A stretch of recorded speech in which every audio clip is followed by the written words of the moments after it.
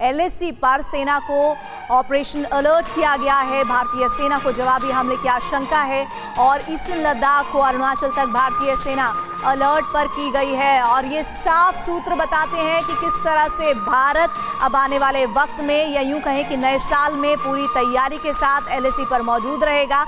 और ये जो लगातार सिम्टम्स मिल रहे थे, जानकारियां मिल रही थी, सोर्सेज से खबरें आ रही थी, जिसको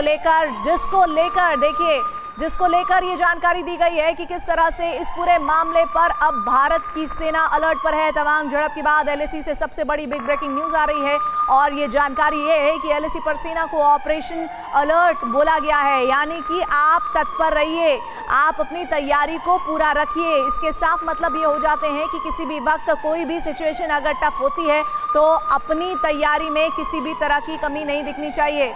और इस वक्त हमारे साथ हमारे सहयोगी आशीष सिंह कीव से लाइव जुड़ रहे हैं, major general retired AK Siwach भी जुड़ रहे हैं, डिफेंस एक्सपर्ट, साथ ही मेजर जनरल रिटायर्ड अनुज माथुर डिफेंस एक्सपर्ट जुड़ रहे हैं। लेकिन सबसे पहले आशीष, ये बहुत बड़ी खबर जिसमें कहा गया है कि ऑपरेशनल अलर्ट पर रहे सेना।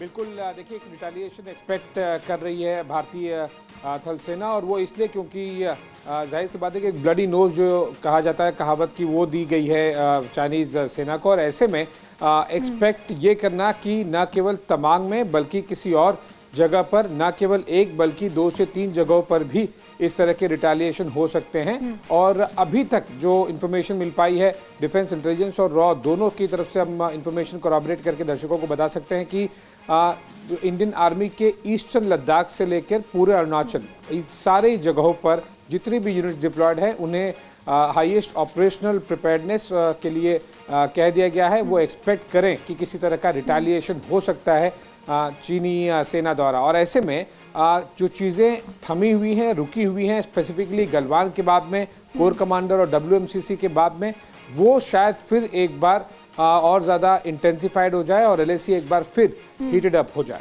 तो यानी कि आप ये कहना चाह रहे हैं कि किस तरह से ये स्थिति और ज्यादा बिगड़ सकती है, इसके मद्देनजर एहतियातन एक कदम उठाने की बात की जा रही है। मेजर जनरल AK सिवाज हमारे साथ है। सिवाज जी, मौजूदा वक्त में जो संकेत मिल रहे हैं भारतीय सेना और जो कदम उठा रही है वो उसके साथ साथ ये कितनी एक्यूरेसी है और कितनी संभावनाएं इन तमाम बातों को लेकर की जा सकती हैं?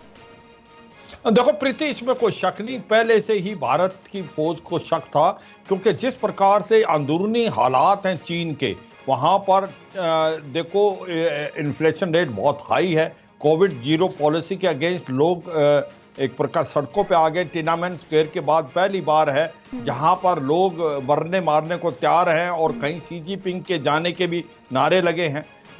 और दूसरा क्या हुआ है, वहाँ पर जो सप्लाई चेन मूव कर रही है इंडोनेशिया, वियतनाम और भारत में, तो एक इकोनॉमिकली मेल्टडाउन का माहौल बन गया है और एक आक्रोश है। और ऐसे में लगता था चीन कुछ न कुछ ऐसी कार्रवाई करेगा जिससे अपनी पब्लिक की अटेंशन डाइवर्ट करने की कोशिश करेगा। और उसमें 2 चीजें हो सकती थी, या तो वो ताइवान की तरफ कुछ करे या भारत की तरफ करे। ताइवान की तरफ करना मुश्किल था क्योंकि वहां पर अमेरिका ने 2 एयरक्राफ्ट कैरियर ग्रुप लगा रखे हैं साउथ चाइना सी में, USS निम्तिज, USS रोनाल्ड रेगन। हमें पता था कि कुछ ना कुछ हरकतें करेगा ये लद्दाख से अरुणाचल तक, और क्योंकि उसने जो तैयारी की लास्ट 2 साल में, अपना इंफ्रास्ट्रक्चर बिल्डअप किया, 2500 से 3000 गांव बढ़ाए जो कि डिफेंडेड लोकेलिटी हैं, अपग्रेड किए इन्होंने हेलीपैड, अपनी एयरफील्ड, अपना सबसे बड़ा लॉजिस्टिक सप्लाई डिपो इन्होंने तिब्बत ऑटोनमस रीजन में तो अपनी विस्तार वाली नीति को लगातार आगे बढ़ा रहा था और ये बार बार भारत को खटक भी रहा था। मेजर जनरल अनुज माथुर,